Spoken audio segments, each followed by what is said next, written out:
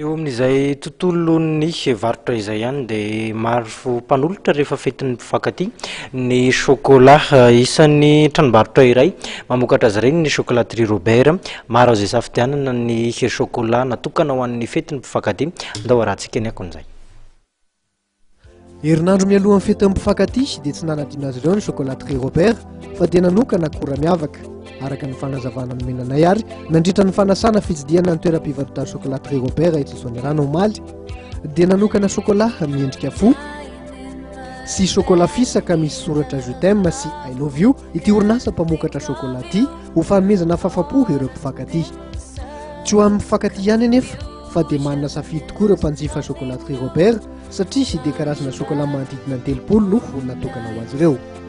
Afaka atao fanomezana avokoa ireo chocolat amidin'ny chocolaterie Robert amin'izao vanim-potoana ho an'ny mpifankatia izao ary rehefa nanokana boaty ho an'izany ny orinasa. Tsy chocolat ihany anefa no atolotra ny chocolaterie Robert fa dia eo ihany koa ny mofomamy maro samihafa ary dia nisy natokana ho an'ireo mpifankatia ihany koa izany. Misokatra avokoa ireo toeram-pivarotana 3 anisy chocolaterie Robert dia ao Soanierana, Antanimena ary Antaninarenina.